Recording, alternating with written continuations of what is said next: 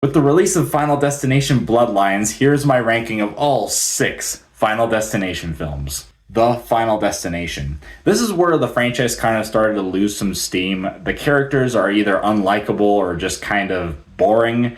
I don't really like the introduction of CGI during the kills.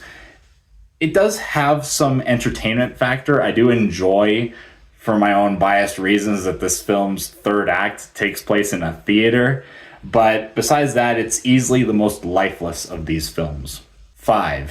The writing of the characters still needed some work, and the human drama is a bit forced, but this is quite an improvement over 4. I mean, the whole bridge premonition is one of the standouts of this entire franchise. The kills are small and focused and very wince-inducing. I like the idea that's added in of killing someone to take their years to break out of death's cycle, and the plot twist at the end was a nice touch. The original. Despite being on the lower half of this list, this is still a classic for a reason.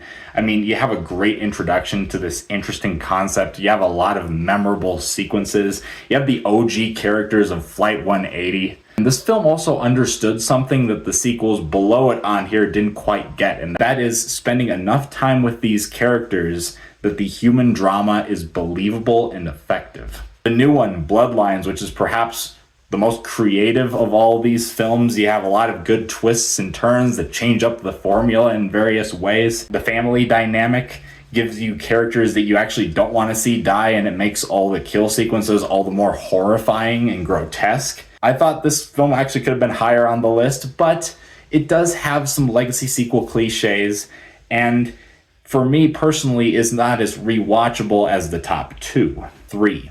I think the setting and theme of an amusement park is a perfect setting for a Final Destination film. I love the whole thing where characters are looking at pictures that give clues on how characters are going to die, and it's this interesting thing where you kind of get to predict and anticipate along with the characters. And I don't know, maybe I also just really like this film because our main character is Mary Elizabeth Winstead, and she was a great actress in 10 Cloverfield Lane, and she's great in this one.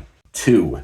A badass sequel that takes everything from the original and makes it bigger and better. The highway crash is an iconic spectacle.